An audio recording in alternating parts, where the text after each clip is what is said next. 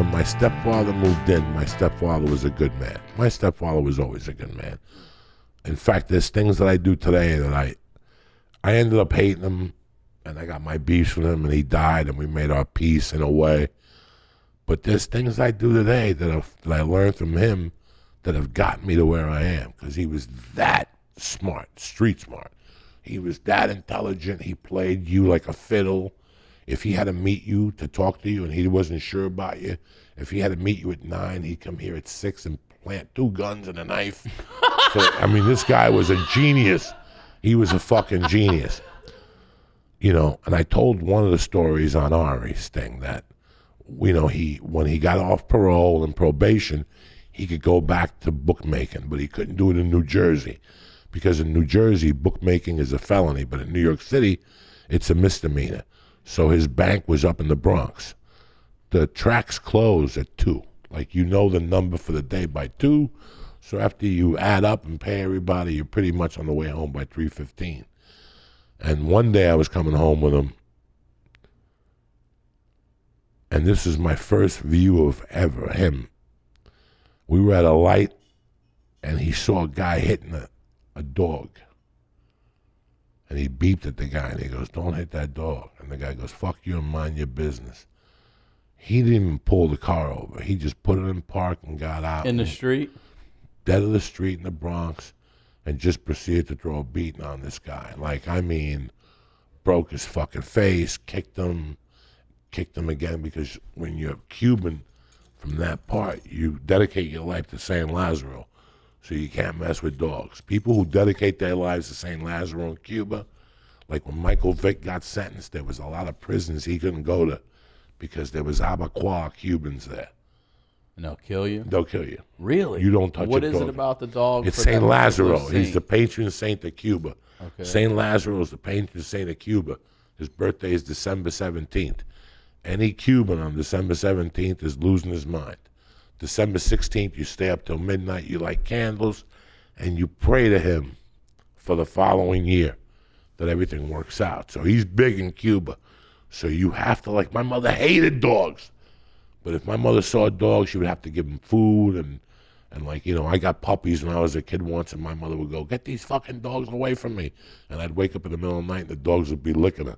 And then she would go get bones from the butcher and boil them to get the gravy out of the bones, and she would pour it over their food. So no matter how much my mom hated dogs, her DNA told her genes. It's deep in your Cuban genes. But to make a long story short, so he threw a beat on that guy, and I was in And you're shock. just in the car watching. Yeah. And I never said nothing to my mother. Like, I was like, this is too much to be true. Then about 6 months later, me and my mom were going to a Met game. And my mom gave the cab driver a tip and said, "Take me to the Met game, but take this route." And the guy goes, No, this route's quicker. My mom goes, "Take the fucking route, I'm telling you." The guy goes, the route's quicker. Something happened, there was traffic. My mother said, "I told you there was going to be traffic," because my mother didn't like missing batting practice or the national anthem. Big on the national anthem. So she was big on the national anthem. So she was going to get late, so she got into an argument with the guy. She goes, "Pull over. I'll get a different cab." And the guy's like, "I'm not pulling over." So at a light, my mother went and took the keys out of the ignition and said, "I'm going to call Juan. I'm going to call the police." And the guy's like, "Call the police, lady." But when they were wrestling, my mother cut her hand on the keys.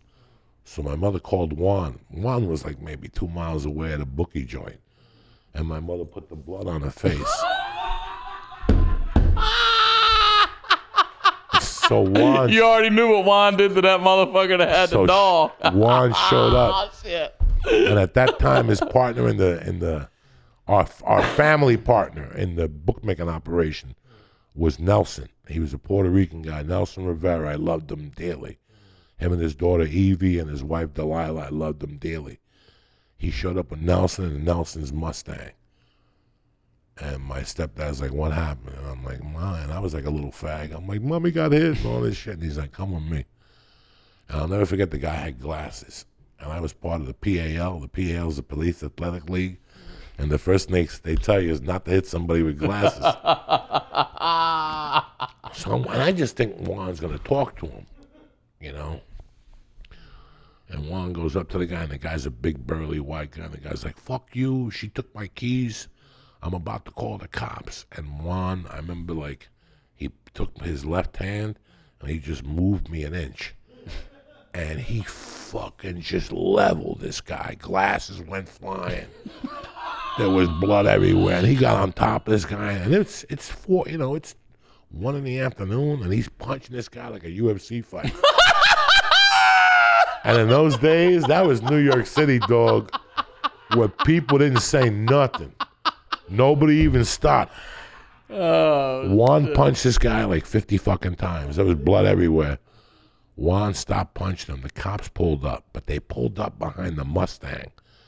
They couldn't really see the guy. And this is the funniest story ever. Juan was slick. Juan was here 80 years. And if you spoke English to him, he'd look at you and go, you know what I'm saying? You know what I'm saying? Me no speak English. 2 cops pulled out. I'll never forget this. 2 cops pulled out, and as they came towards me, Juan turned, went in his pocket, and shook the guy's hand. It's like, isn't it a beautiful day? The guy had like 200 in his pocket. Juan and Nelson were talking. I'll never forget that now. And I'm like shitting a brick. Juan's got blood on his hand. The cops aren't saying nothing to him. And all of a sudden, you hear like, oh. And the cop looked over, and he's like, what's going on with him? Like, he was like, what? And Juan's like, none. He fell. He's going to be fine. Go ahead, guys. Have a good day. They just left the guy there. This was New York in the 70s. Look. They just left the guy there. Like, they didn't call an ambulance. Nothing. They were like, everything's cool. Nobody said nothing. They didn't even call for We all went home. And then, so now I'm like, fuck, this guy's onto something. And then about 6 months later, we're at a Santeria party on a Saturday night. And he's in it as well, right? He's not a Santeria guy. He's an Abacoa guy at the time. What is that? Abacoa are the longshoremen of Cuba. They're this male supremacy. What's that? They're like they don't eat pussy.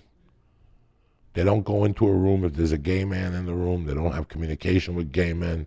Really? Yeah, it's a society. Is it a religion or a society? It's a society. Okay, longshoreman society. But now you could be gay and be in it. Like Yoel Romero was on Rogan with me, and we were talking about Abacoas, and he goes, this was a religion of men. You had to talk to them a certain way. You had to approach them a certain way. Like, let's say your name is Rick, what's your name? Ryan Sickler. But I grew up with you, and I call you Beansy. I'm allowed to call you Beansy. I see. But if some white kid comes up to you and goes, Beansy, you would pull him aside and go, excuse me? My name is Ryan Sickler. You ever call me Beansy out of line again, I'll stab you. And what they did was... These are fishermen. You know what they did to you, right? You know what let me tell you what the It's so peaceful to fish. Let me tell you what the masculinity level was of this. Just so you know. When you had beef with them, they would beat you, whatever, but when they got finished with you, they flip you over, they pull your pants down, and they slice your ass cheek. And that's a warning that the next time... They put a mark on it? They put a mark on your ass cheek. That's like, I could have fucked you in the ass, but I gave you a breather, and I sliced your ass. The next time, I will fuck you in the ass. Don't ever disrespect me again. That was the level of masculinity, machismo that this guy had. Like, he was up there. Nor did he drink alcohol. He didn't? He detested marijuana and any type of drug. That's so weird to me. He was by the book. And that's where the conflict with my mother came in. He didn't like the drinking. He didn't like the bars. He didn't like drunk people. So we're at a Santeria party about 6 months later at my godmother's house. Let me tell you how fucking crazy he was. He would read ladies' novellas, the Spanish novellas about love and shit, and he would wear glasses, and he would make believe he was half deaf, so he didn't have to. If you went up to him and I go, I got to talk to you about something, hey, and you go, what about him? And I go, don't worry, he can't hear you. He would say that to people to let you think he was deaf. He wasn't deaf. towards the end, when this guy was worth millions, you know that he still had the same car he had when he was married to my mother? Really? In 1979. What was it? An Eldorado, like the size of a ship. Yeah. 2 miles to the gallon. He didn't believe in flash. He knew that the feds did math. Let me tell you how. Never did drugs. So this is not paranoia. This is intelligence. He was such a good bookmaker that he would not speak in a room where there was a phone hung up. Even sitting on the receiver. He said they still listen. Yeah. He would talk to you outside. Very cautious, very smart. Took that pinch in 1966 and never took a pinch again. Took a pinch for shooting a guy and he got away with it. After my mother died, somebody tried to jump him and he took the guy's gun and shot him at like 55. He shot both kids. And then he got into another beef later on, but he always stayed out of prison for How long numbers. was he in when he did his bid? When I was a kid, whatever, I don't know how long. Years. Yeah, a few years. Okay. And that was for bookmaking. That was for bookmaking. Okay. And then, so we're at it's a summer night, like it's like a July, and there's a party at my godmother's one, 148th Street. And there's a guy there named Nico Picadillo. His name is Nico. I don't know what his last name was, but his street name was Picadillo. Picadillo is a Cuban dish. It's chopped meat with raisins, olives, and little fried potatoes. Just not a lot of raisins, just enough raisins to throw off the beef. It's delicious. Mm-hmm. He ate it so much that they just called him Picadillo, you know. But the guy was a real jerk off. He was married to this woman named Rosaba, who was a real sweetheart of a lady. He had a bar on 143rd and Broadway called Nico's. So for some reason, my stepdad had a reputation in Cuba. He had 4 brothers, and they would call him 4 Winds. Again, you couldn't call him 4 Winds to his face. Right, yeah, right. His name was Juanito Cuatro Viento. That's 4 guys. That was his street name. You did not call him that. You either called him Juanito, but if you called him Cuatro Viento and you weren't friends with him, ooh, were you going to get an ear beaten or a smack or a gun put to your head? You never knew what situation it was. So at this time, I had seen guns from my godfather. I had seen guns at my mother's bar, you know, whatever. But I had never seen Juan with a weapon. I knew he carried a knife, a straight razor. He didn't even carry a knife. Those Cubans carry straight razors. Just that little flip open one? The ones that you shave with? Yeah. That shit does a lot of damage. So we're at the Santeria party, and Nico Picadillo has a couple cocktails in him. The party was in the living room where they were playing the conga drums and killing the chickens. Then there's a hallway, and there's a long hallway, and there's a kitchen, and then in the back there's 2 bedrooms. In the middle there, my godmother was the superintendent of the 3 buildings, so she had a path behind the kitchen to go to all 3 buildings. It's about let's say 1 in the morning. It's me, my mother, and my godmother are talking in the kitchen. Juan is standing by the doorway with little faggy glasses on, reading a novella. Pretending he's deaf. And Nico walks back there with like half a bag, and he goes, look who it is, Cuatro Viento. And right away I'm like, oh no. My mother ignores it. My godmother ignores it. The poor guy's wife ignores it. And the guy's drunk. Now he comes into the kitchen, and he's telling these women, he goes, I knew this fucking bum in Cuba. Him and his 4 brothers weren't shit. So I go over, and I immediately hold my stepdad's hand. And he's not saying a word, but I know he's hearing everything. I'm like, oh, this is not going to be good. And this guy's in the kitchen fucking saying shit. Cuban style, you know, like real big machismo, and this guy would have sucked my dick in Cuba if I would have met him in Cuba and all this shit. And finally, I see my stepdad take his glasses off, and he goes, what's this fucking guy saying? And I'm like, nothing. I was like a little faggy kid. I'm like, nothing. He's just talking about the weather or some shit. The weather? And he looks over at Nico, and he goes, you got a fucking problem? And Nico goes, yeah, I got a fucking problem. He pops up. And sure enough, my godfather doesn't run out or to the basement.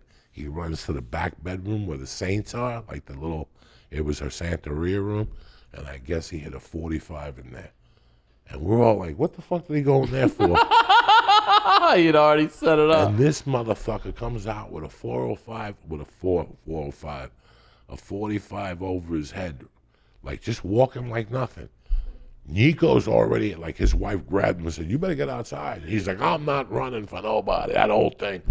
And I'll never forget that I went to hold my stepfather, and he didn't push me off. But my godmother went to hold him, and she just fell off him.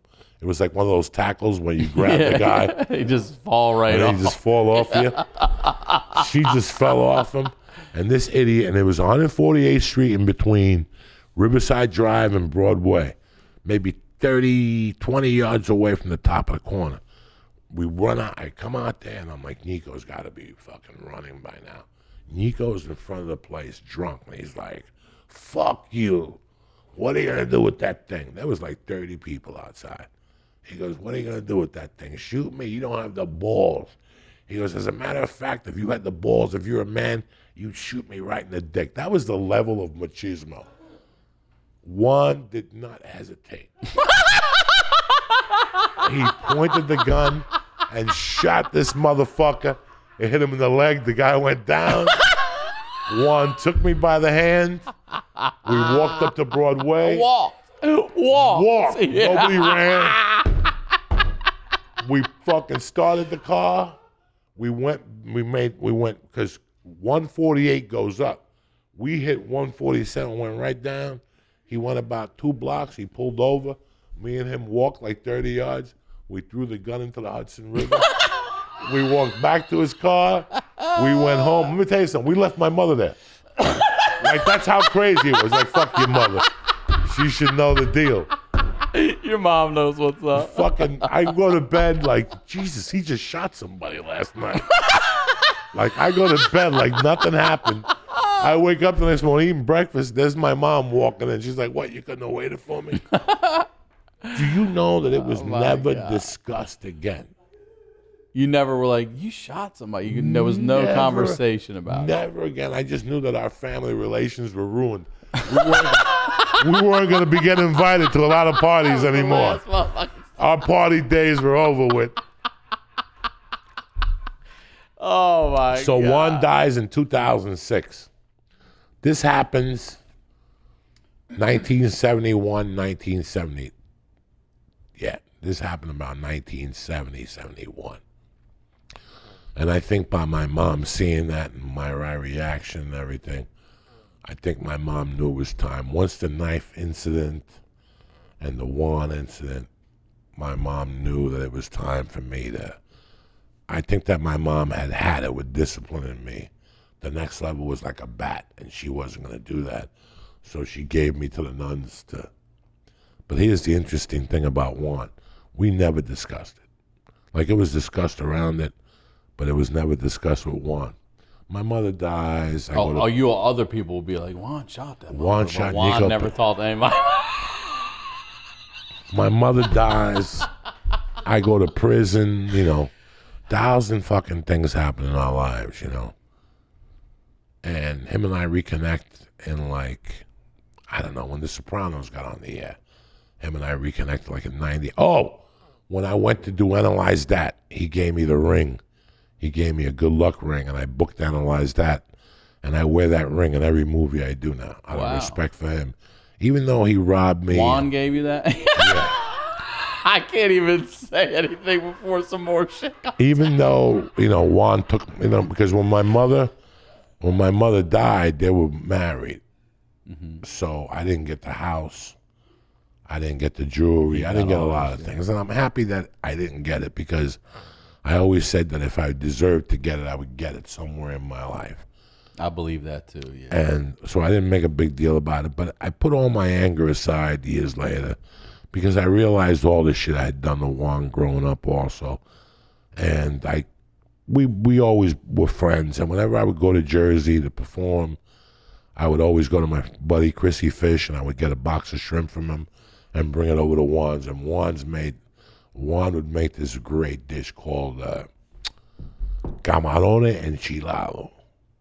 It's like a Cajun-style shrimp with this red sauce with peas in it. and you put it on white rice, and you cook those fried hard bananas. Yeah, plantain. So I would go over there around 5, and he had remarried, and they were very nice. She was very nice, and they would, he would cook this for me, and I would eat, and we would talk, and I'd give him a hug, and he'd ask me if I needed money, and he'd throw me like $15. He'd go through a whole wallet. He'd go in his wallet. He didn't even carry a wallet. He'd go to a thing, and he had 3 inches of money. He was so cheap, and he'd just go through hundreds, 50s, and he'd give me like a 10. Like, I'm fucking 40 years old. But he meant well. A 10. So one night, him and I, this has to be 2005. The Longest Yard just came out. I brought him a poster. I brought him a copy of the movie. He was really happy. He kept telling me how I got to lose weight. You're getting too fat. And then I'll never forget that. We're sitting there, and I go, all right, I got to go. And I turned to him, and I go, hey, can I ask you a question, Juan? He goes, what? I go, remember the time you shot Nico Picadillo on 148th Street? He goes, I don't know what you're talking about. That's how old school he was. And when he died, I couldn't go to the wake that week. I was shooting something, but I had to go to Jersey the following week. And I went to see her just in case she was going to give me money, She didn't give me shit. No jewelry, no nothing. But the funny story is when I used to come home from Catholic school, I would always, I would sleep at the house Friday and Saturdays. And one Saturday night, something was being done to my room, the air conditioner, so I had to sleep in the attic. And I went to him, and I go, I got to tell you something. I'm scared of sleeping in the attic. And he goes, no worries. And he come back to the attic, and he had a small gun with a silencer on it. And he goes, here, if you see a ghost, shoot it. He took the bullets out, obviously, because I'm up all night shooting at the air, and I'm still hearing shit. So after he dies, I finish eating. His wife says, come over, and, I give her a hug and my condolences, and she apologizes. And, I thought she was going to say, hey, he left you jewelry or he left you some money. She goes, before you go, you're more than free to go in the room and see what he had in there. He was a hoarder.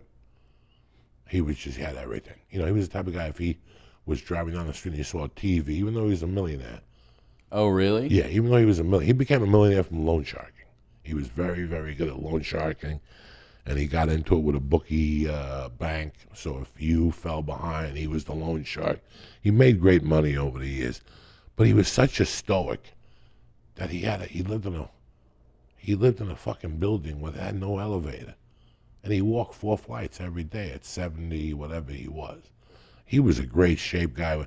Towards the end, I saw him without a shirt, and you could see half his shoulder was missing from a shotgun blast. I mean, the guy he had a scar.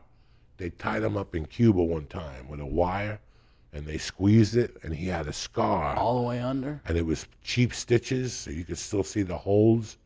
Like, as I was a kid, I would look at the guy and go, Jesus Christ, what type of life did he have? But I went in that room, and I was just going through boxes, and it was just garbage.